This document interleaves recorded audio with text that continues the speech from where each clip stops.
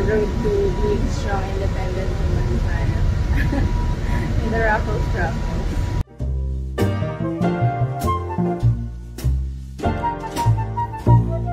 What's up mga kabagang? GG des! So, for today's video, pupunta tayo ngayon ng Kansai. So, nandito ako ngayon sa bus, which is called Ube. Dahil color ube siya, hindi ko alam. Sure. Meaning ng Ube is Ultimate Bus Experience. So, ito yung bus diretso sa airport. Okay? So, ngayon, ayan. Okay. So, medyo natutumba po ang aking maleta going back. Hindi nyo naman na itatanong guys, pero share ko na lang din. Muntik ako maiwan ng bus na to kasi bumili muna ako ng yen. Kaso, no, hindi ko naman in-expect na ang tagal pala kunin nung money changer yung yen. Okay, so kinuha pa nila dun sa, hindi ko alam kung saan niya kinuha. Siguro sa baul, ganun, or something. Ewan ko. So, ayun na nga. So, natagalan ako. Tapos, dapat taxi na lang ako. Pero sabi ko, lakarin ko na lang siya. And then, lakad ko. So, may nag-offer sa aking pedicab. Tapos, tinanong ko, how much?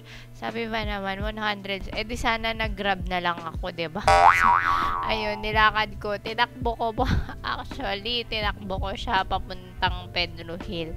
And then, pagkatawid ko ng Pedro Hill, dun sa Taft area, ayun na nga, nakita ko na yung bus. As in, saktong-sakto talaga. Giri-giri. Imagine, nilakad ko mula UN hanggang Pedro Hill with my maleta. Okay, going back. So, yung Ube Express, meron silang schedule every day. Check nyo na lang yung Facebook page nila, Ube Express. Ayan, so pakita ko lang yung outfit ko sa inyo, tsaka yung itsura ko matapos ang sakuna. Nakakaloka. So, I think sa footage na to, kinunan ko kung ano yung ruta ng Ube. So, bali nakalagay dito, may ruta siya sa PTEX. Pero nung sumakay ako from Robinsons, Manila, diretso siya to NAIA Terminal 2, tapos NAIA Terminal 3. Dito naman, nina-explain ko lang na ang putla nung hair color na ginamit ko. So, kasi gumamit ako ng mas mababang oxidizer, I think. Kaya ganyan siya. Or baka dapat dalawang patong yung hair color ko para mas halata yung pagka-pink. Kasi gusto ko siya eterno sa cherry blossoms. O, diba? Ang dami kong paandar.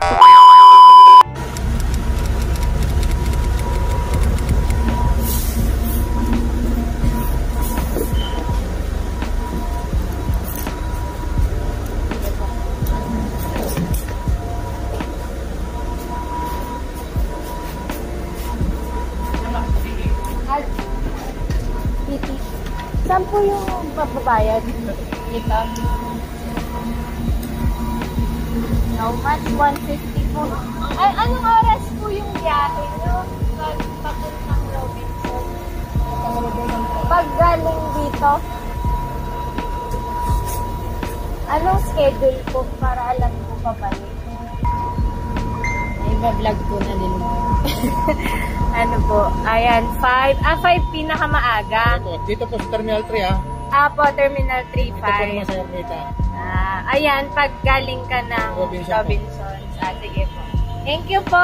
Thank you po. Ng pushcart.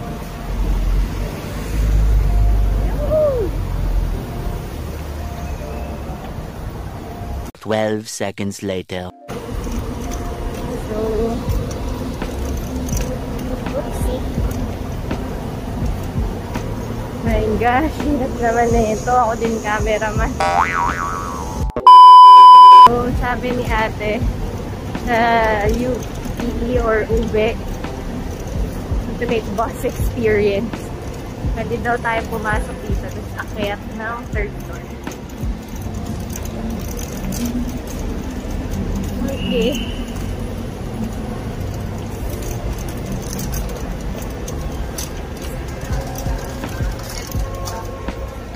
Sige po. A few moments later. Alright, time check. 10:05. And nandito na tayo. Akit tayo. Baggage storage. Saan kaya yung elevator? Yun, elevators. So, hindi ng baggage storage dito. Yes, ang elevator. Ayun.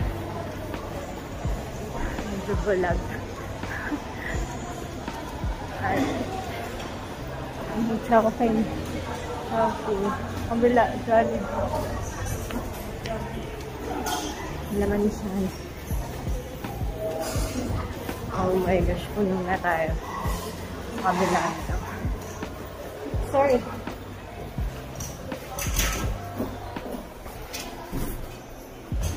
Level. Wait. 2 or 2 hours. Kahit lang ito lang mali.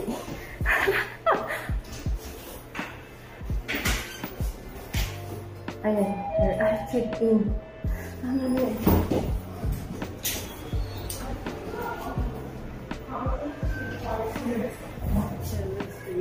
Check-in. Quarters.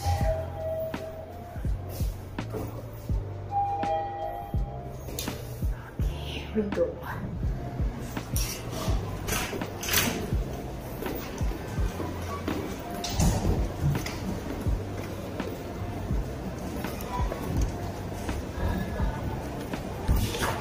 Naalala ko na to.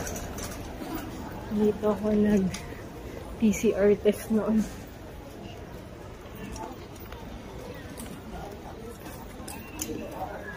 Okay. So, alam ko nasa pinakadulo ang Cebu Pacific. A few inches later. Thank you po. Isang buwan, sikat na yan eh. Basta shoutout mo na lang Ano mo ba pangalan niya, kuya? Ay, wag na makakala. Sige po, thank you.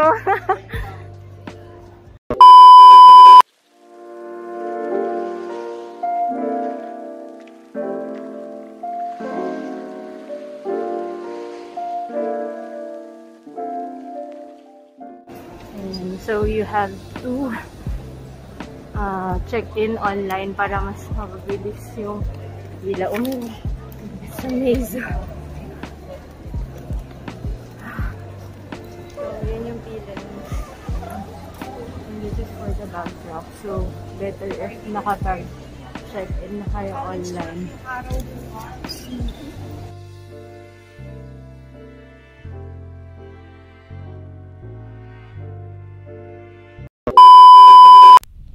After ko mag-bag drop, dumiretso na ako sa immigration and kita nyo naman dito sa video, sobrang haba ng pila. Pagpasok pa lang ng immigration, yung pagka-check ng ng passport and boarding pass. Ayan, tingnan nyo, sobrang haba, 10:28.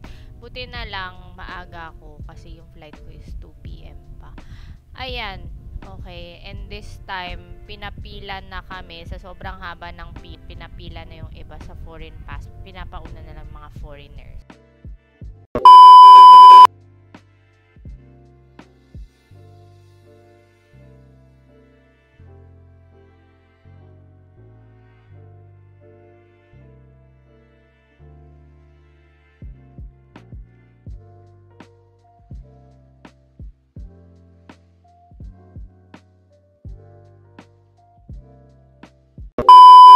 Kanina pala sa immigration, mga tinanong lang is about saan ako pupunta, tapos kung saan ako magsistay, ilang araw ako, and kailan ako babalik. And then tinanong ako dahil nilagay ko dun sa immigration, yung finifill out form.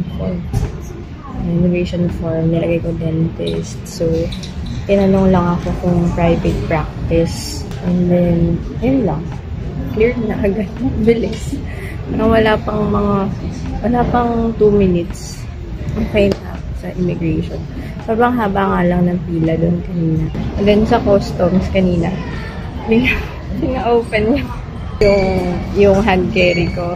Dahil nakita ata na may tumbler sa loob. So, tinanong lang naman ako if may liquid akong dala. Tapos sabi ko, wala pong laman yung tumbler ko. Okay na. Medyo kinalkang ng konti. Hindi yung mga makeup kit ko. Sa laptop ko. Inalalayan ko na lang kasi baka masira yung LCD and stuff. Yung hair ko, reverse cherry blossom. So, parang ito yung mga branches. Ito yung roots.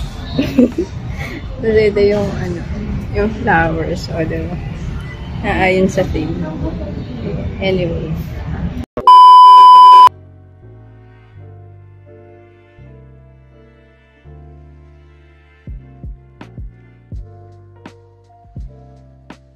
My gosh, ito na. Matitikman ko na naman ang lamig ng Japan.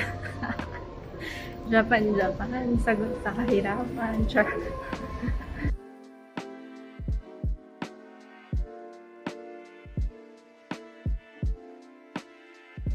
A few moments later.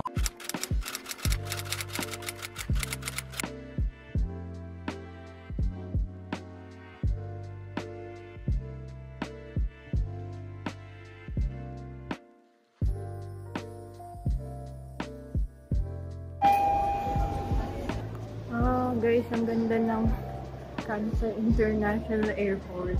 Ang pink niya. Everywhere, pagkalabas mo ng customs, pink ang makikita mo.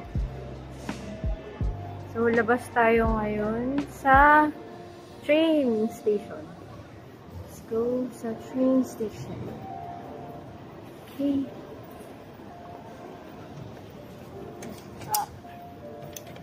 Hindi ko ba ilabas to eh? I don't know, wait lang, malamig na. Oh my gosh, ang lamig. Teka lang. Lalabas na, buti wala masyadong tao. Ayan. Touchdown, Osaka. Tada! Hello. Kalabas ko ng customs. After customs and immigration, dumiretso ako, hinanap ko yung pick up ng pocket wifi. So, akala ko sarado na siya kasi sabi sa Klook hanggang 9 PM lang. So, ayun, nag-book ako sa Klook ng pocket wifi. And pinick up ko siya, buti open pa. Wait lang. Hindi ko alam saan ko ilalagay. Saglit, ilalabas ko din yung jacket ko. Bilhin muna tayo. Yung pocket wifi. Magko-connect muna ako before tayo sumakay ng tren. Siyempre. Para hindi tayo mawala. Okay? A few minutes later. Ayan. Proof of life. Medyo haggard na tayo. Haggard na tayo with my red scarf. Ayan. Nakakonect na tayo ngayon sa wifi. Pocket wifi. And ngayon, next goal natin is mahanap yung train station. Wait, taxi pala dito. Mali ata. Ayun, ayun yung train ata. Ano natin?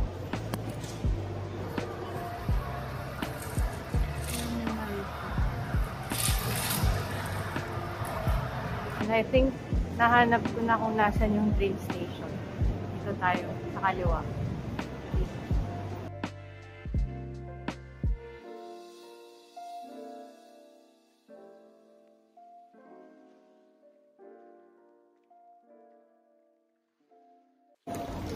So, sasakay tayo ng Nankai Line.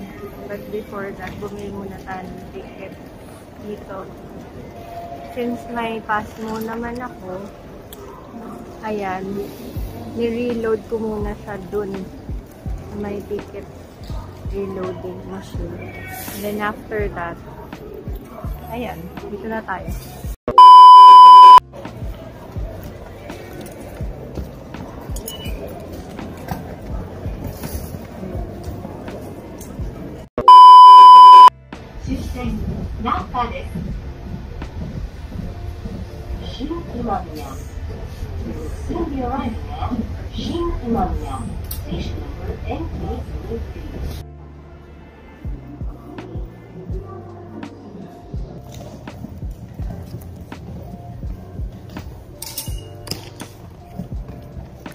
One eternity later. Okay guys, nahanap ko na yung hotel ko. Hindi ata kita. Diamondo nakalagay. So, ayan, tatawid na lang ako. Sa main highway pala siya. Dito pa ako dumaan sa Eskinita. Alerks. Ay, tinapin na.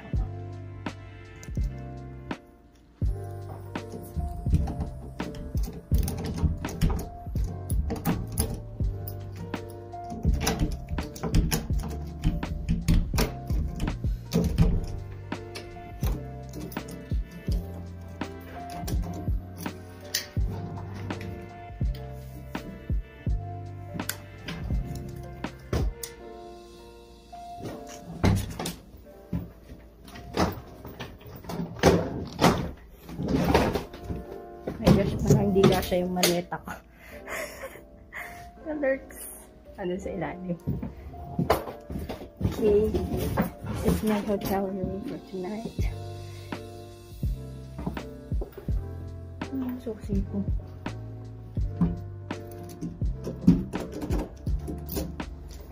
Okay. Ay, tadaima. My gosh, kailangan ko pala bumili ng chinelas dapat. Wala akong susuot paliga. Pambihirap. Paano ako maliligo? Wala akong chinelas. So, bibili na lang muna ako before ako maligo. Bibili muna ako sa 7-Eleven. Oh my gosh, may TV pala ako, guys. Hindi ko akalain. Alam ko kasi no TV yung nabook ko. Ayan. Sabi niya. Channel. Channel. Palabas mo yun. Time check. 11:40. Banyo 0. Ano ba ngayon? Ayun, desisyon. Sige mo 0.